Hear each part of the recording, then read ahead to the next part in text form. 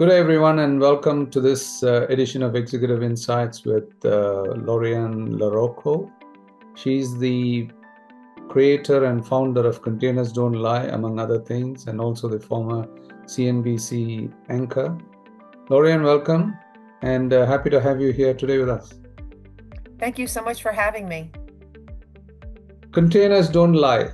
They don't lie, of course. It's been a long time coming. The name is quite powerful. What was the thinking behind turning that idea into a full symposium, for example, and what sort of gap in the industry are you trying to address with the symposium? Sure. So Containers Don't Lie goes way back. My one of my books, Trade War, and it's about the agnostic nature of trade. And so, as we see with trade wars and with the war right now that we're seeing as regards to what's happening with the Strait of Hormuz, when you're looking at the containers or the vessels, the trade doesn't lie in terms of what is moving, what is not moving, where it's moving, as well as the supply and inventory. And so I wanted to do this and use that title because anybody in the industry knows that when it comes to trade, it's going to be the tea leaf in terms of what's going on with a company, what's going on with a country, and then taking it one step further, building a conference, or in this case, a symposium that I would want to go to. I have been very fortunate to speak and moderate panels. And when it comes to a lot of these conferences, they're on the record. The panels are stuffed with 4, 5, sometimes 6 people for a discussion. And I didn't want that because a lot of times when you do these conferences or you attend, you're not going to get actionable information. You're not going to have a really honest discussion because the media is there. And also, you might not hear enough from the panelists because they've only had maybe 3 or 4 minutes, right, to discuss. And so I wanted to create a room where people can come hear unvarnished, honest truth. And that's why it's Chatham House Rules. And that's why when I take the attendees through that day, it's one-on-one discussions with some of the best in the world on supply chain. And so I want people to leave with actionable information and also maybe inspire them to look at their supply chain in a whole new lens from these individuals. And that's the reason why I created this symposium. And I suppose the timing is also perfect in terms of the geopolitical tensions and the trade wars and the supply chain disruption. I mean, we've been having one disruption after the other. And do you think this is the right time to have this conversation in this format specifically? I really do, because, in times of chaos and crisis, there is opportunity. And it's the how and why and the strategies that you deploy that make you successful. And as we all know, with the frenetic pace of trade, you really have to have a very good handle on your supply chain. You need to be able to run that diagnostic health test in terms of where are the strengths, where are the weaknesses, where are the silos? What can I do in order to make my planning better? Or even take it one step further. What am I doing that I can do better? And maybe there are services that I can provide that I'm not doing because I'm not as familiar in terms of what are my offerings, what does my supply chain look like, and how can I help my clients? And so in times like this, there is an opportunity to be had to have as much predictable trade as you can have the mitigation measures in place, and then also how do you service your customers if you're in that end of the business? How can you do it better? And with this forum, you're going to get that actionability that you are seeking. Glad to hear that, because there are so many conferences and events in shipping and logistics, and this one, as you explained, it seems to provide a fundamental difference in terms of how these conversations are approached. Now, if I'm a shipper or a forwarder or a policymaker, for example, what can I expect? What are some, say, 2-3 practical takeaways that I can walk away with after this symposium in terms of day-to-day decisions?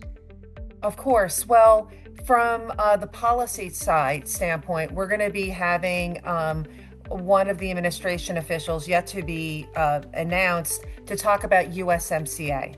USMCA, as we know, is a pivotal trade agreement. Discussions start on July 1st.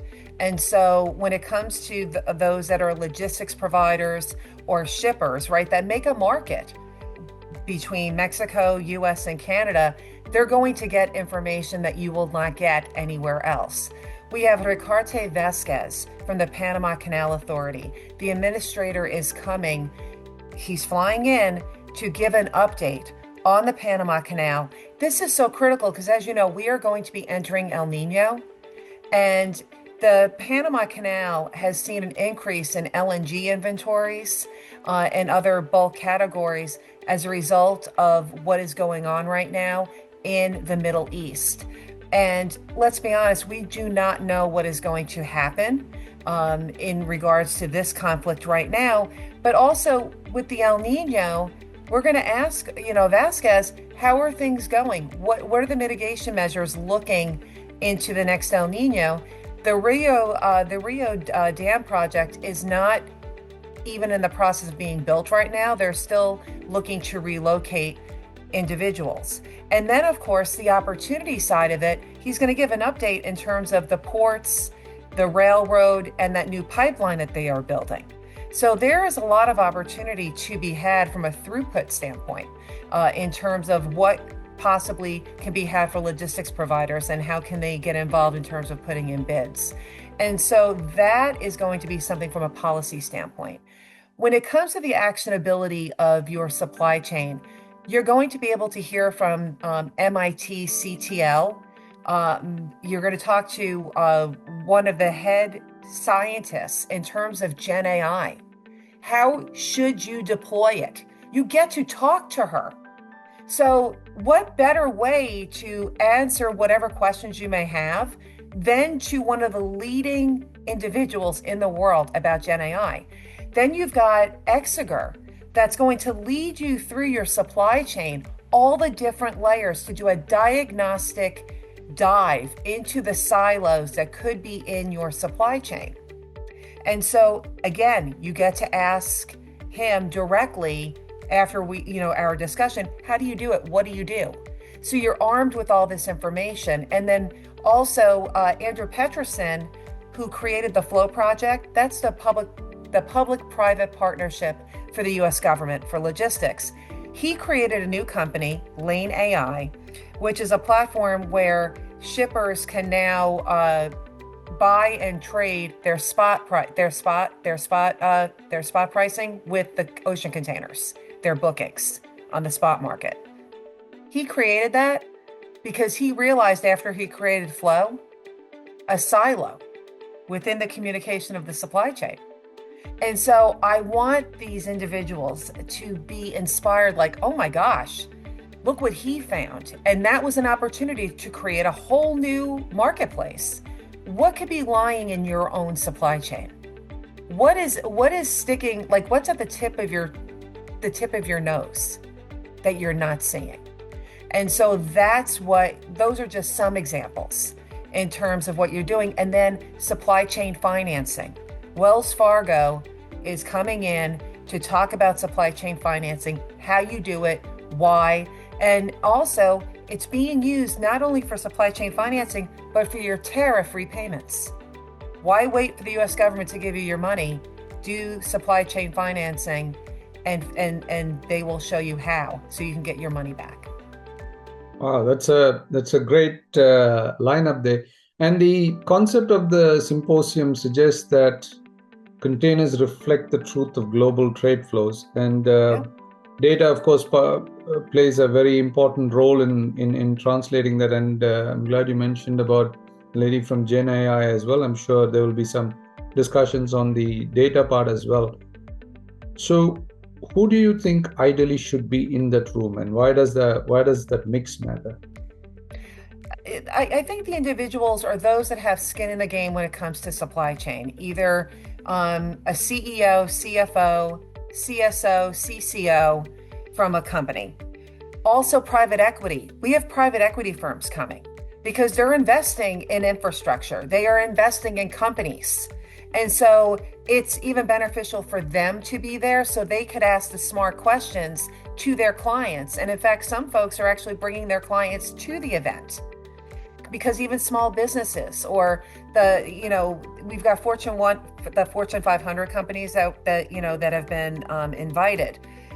But it's for those individuals that want to do better, that want to really have as much control as you can on your supply chain, because you and I both know you can only really focus on what you can control. The things you can control are the things within your supply chain, the data. How do you access the data? How do you build better data? I've interviewed people that have awesome supply chain data platforms. And then I say, well, what about this? Like, can you do this? Oh, I don't know. And I'm like, well, I just did it. How'd you do that? Or, hey, did you know that you can do this on your platform in addition to X? No, I did not know that. These are the people that are building these things. Instead of just having that one prism of being like, I've got a platform for green, how much green technology or how much CO2 you're burning. But that data can also become a marketplace and a service for something else. And people are failing to see that. So it's a very wide bunch. And with this wide range of topics and different disruptions vying for the top spot currently, what sort of key themes or discussions do you think is going to dominate this year's symposium? I think the key dominations, and a lot of it between now and June, it can vary, as we all know, right? Because what's going on in the world. But I think it's going to be looking at the port standings. We've got Jan Hoffman coming in from the World Bank, so he's kicking it off. They're going to unveil the port rankings as well as their views on the current state of affairs. So I think it's going to be geopolitics. It's going to be mitigation measures. What are the best ways in terms of supply chain? How do you maximize the muscle? How do you build on the muscle, and how do you cut out the fat? And then also when it comes to the artificial intelligence, the right ways of doing it, right? There are right ways and wrong ways. There's a lot of fear out there, a lot of misconceptions. Pretty much every panel is going to have some sort of artificial intelligence type of insight. And then like with KPMG, they're like the cherry on top of the sundae, where it's like, okay, you've learned all this stuff. It's overwhelming, but what do you do about it? What's your checklist?